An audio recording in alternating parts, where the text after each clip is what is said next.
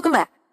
I've given you some starter files, so I recommend watching these videos as you code along as well on your computer. We have a few animal cards here that are extremely cute, obviously. Right now, if we look at what we have an HTML page with just simple divs that contain these little emojis of animals.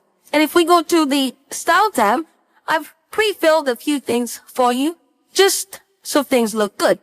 But all we're really doing here is we have a few colors, and we've added gradients here, just so it looks a little bit nicer.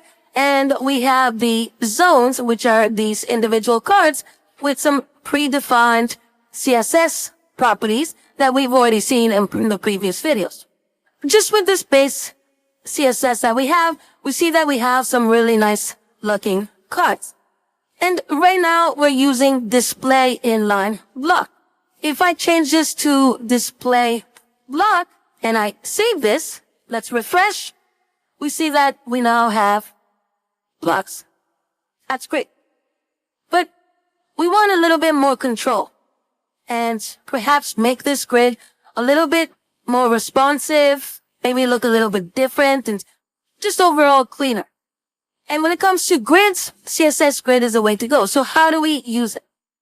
Well, the first thing we need to do is to have a container around these items. So I'm just going to create a new div and give it a class of container.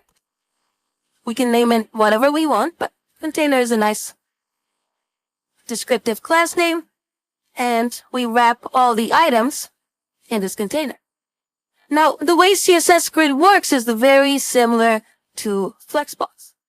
That is, we give it the property of display grid, and all the children will now be able to be part of this grid system. So let's see what that looks like.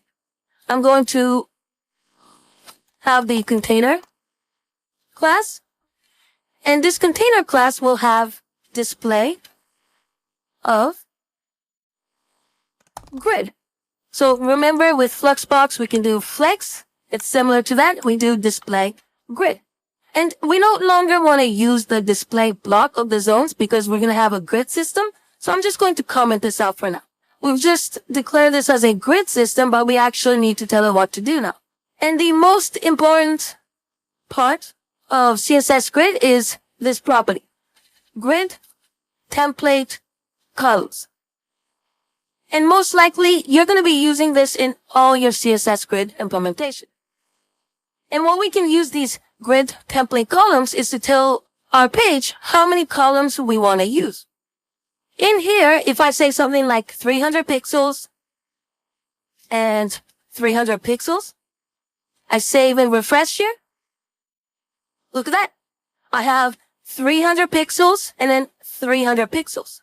And automatically, because I've declared it this way with two definitions or two values, it assumes that we have two grids of 300 pixels and 300 pixels. So if I make this larger or smaller, it's always going to have 300 pixels, two columns. If I add, let's say, another 300 pixels here, and save, refresh, look at that. We now have 3 columns. Very, very nice. Another one that you'll see a lot of is the grid gap. And, as you might guess from the name, it tells us how much gap we want between the grids. So if I do 20 pixels here, and I refresh, I see that we get 20 pixels of gap. Now, this looks really good right now, but if I change things around, this isn't really responsive because each column is 300 pixels wide. And as we know, users have different display sizes. So you get these ugly grids where you have white space over here. How will we go about solving this? And you might be thinking, what if we just do percentages here? What if we had 4 columns and we say 25%, 25%, 25%, 25%. If I refresh this, look at that. I have 4 columns, but there's still some scrolling involved. Although we see that things are a little bit more responsive now. Now, you can totally do percentages with grid template columns, and it's definitely a lot better than using something like pixels. But you now have to start calculating the fact that you also have a grid gap of 20 pixels, and well, CSS Grid actually gives us a really good tool that I recommend you use 100% of the time instead of percentages or pixels or EMs or IEMs. And that is called a FR, or a fraction. Now, what does the FR syntax mean? If I do one FR here and I save, and let's refresh. Alright, I get one item. FR means we have one fraction in this column, so just fill it all up. If I do one FR again, and I refresh, I get 2 columns. But look at this. As I expand and make it smaller, it automatically resizes. Because I'm saying I want 2 columns that are 1 FR, 1 FR. Now, a better way to explain what this FR value means is if I do something like 2 FR here. What do you think will happen? If I save and refresh, this should give you a better idea. All we're saying is we want 3 columns.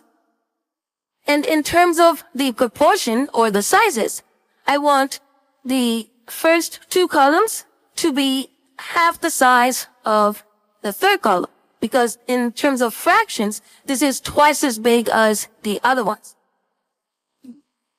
As I make this larger and larger, it's always going to say and keep those proportions. This is going to be twice as large as the other ones. So when you're using CSS Grid, this is the best way for you to maintain this grid system and make sure that it's responsive. How cool is that? Just by writing 3 properties, saying that we want to use the grid system, adding maybe a grid gap and grid template columns with these FR values, we've made a grid system that is quite responsive. But there are a few more properties that we can use in CSS Grid, so let's check them out in the next video.